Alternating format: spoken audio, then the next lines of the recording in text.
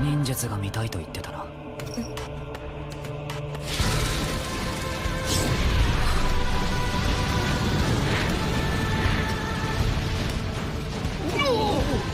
こんなものでいいなら解くと見よ。忍法非暴士。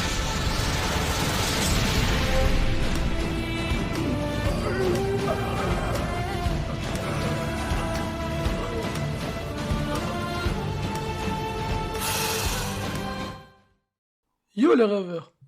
Aujourd'hui je vais vous parler de Hell's Paradise. Donc c'est un anime que j'ai vu il y a pas longtemps. Je connaissais déjà le manga mais j'avais pas encore vu l'anime. Donc j'en avais déjà entendu parler. Là je vais vous en parler un peu plus moi. Donc je vais diviser la vidéo en quelques points. Bon, vous verrez bien au fil de la vidéo. Donc je vais d'abord parler des exécutions. Parce que c'est un truc qui est pas mal mis en avant au début de l'anime.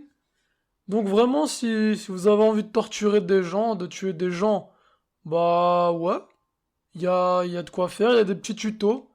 Bon, je rigole, faites pas ça les gars, parce que je vais avoir des problèmes après.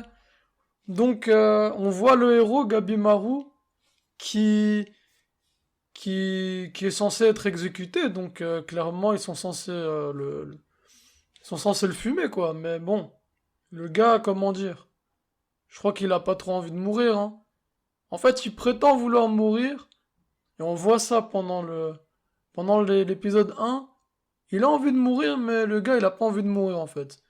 Donc, tu vois de tout, hein. Tu vois des tentatives de bûcher, tu vois des tentatives d'élongation d'écartement des membres, on va dire. Enfin, je vais pas trop abuser non plus, sinon... Enfin, c'est pas monétisé, de toute façon.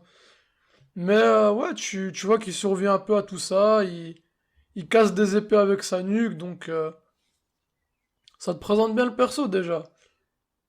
Du coup, ils vont le mettre, comment dire, ils vont demander à un clan d'exécuteurs donc d'en finir avec le boug.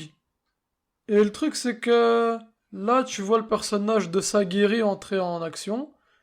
Donc elle est censée un peu établir son profil psychologique, un peu sa vie, etc., connaître son histoire.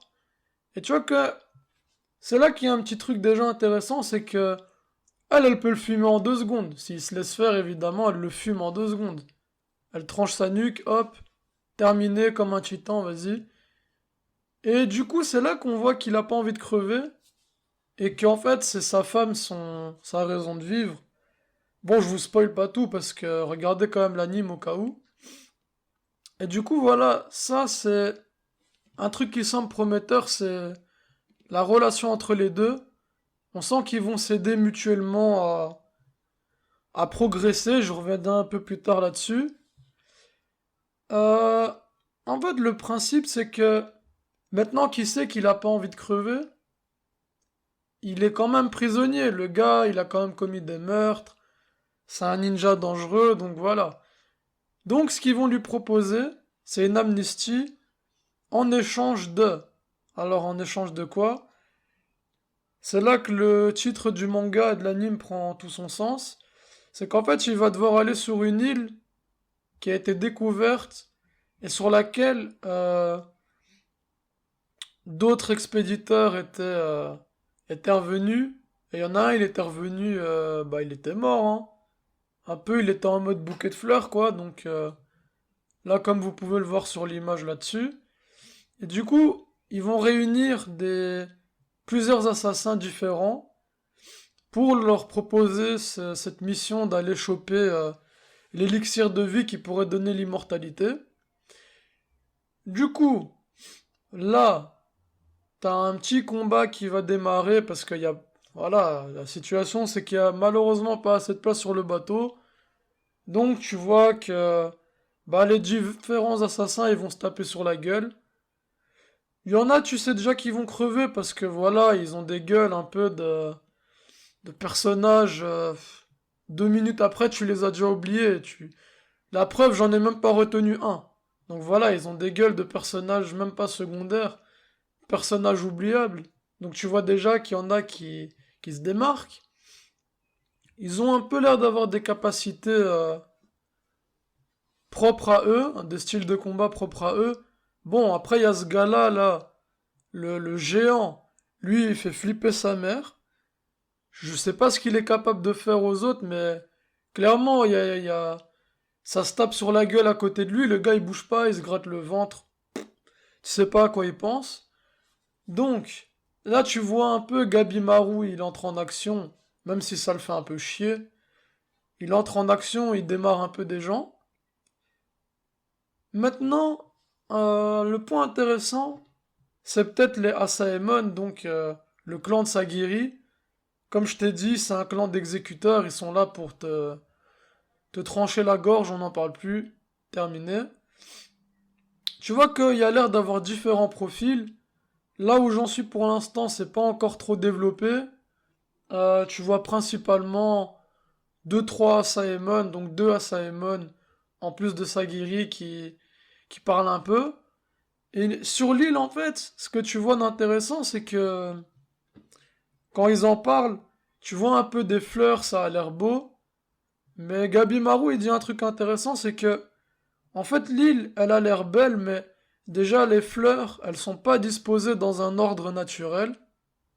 Donc elles sont mises un peu bizarrement. Il y a des fleurs qui devraient pas être ensemble. Donc voilà, même elles se mélangent pas, les meufs.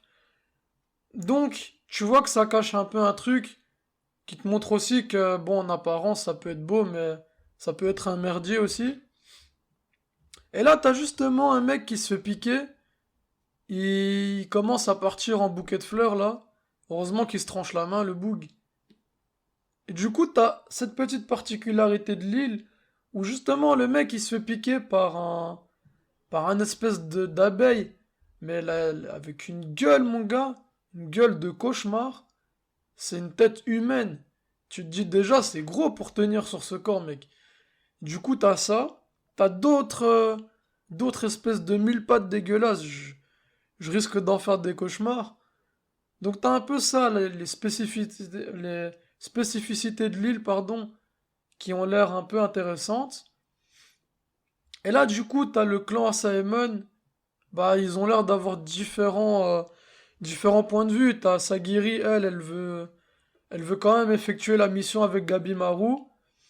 L'autre, bah, il, il laisse son assassin se taper avec Gabimaru. Donc là, tu vois le mec, c'est un grand balèze qui a tué plusieurs personnes, qui a pris leurs armes. Il a une gueule, mon pote. On dirait il s'est fait brûler au troisième degré. Il se tape avec Gabimaru, le con. Il donne sa vie, mon pote. Il donne vraiment sa vie. Gabimaru attaché, frère.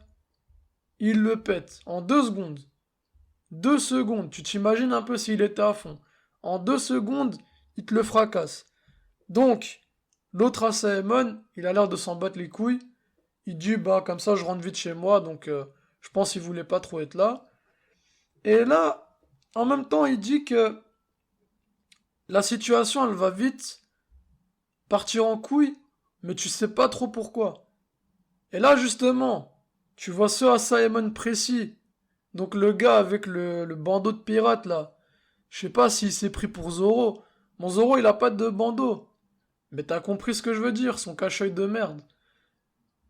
Il se prend une gifle de du géant. Je sais pas encore s'il est mort ou pas, mais mon pote, ça a l'air intéressant. Du coup, ça c'est un petit point.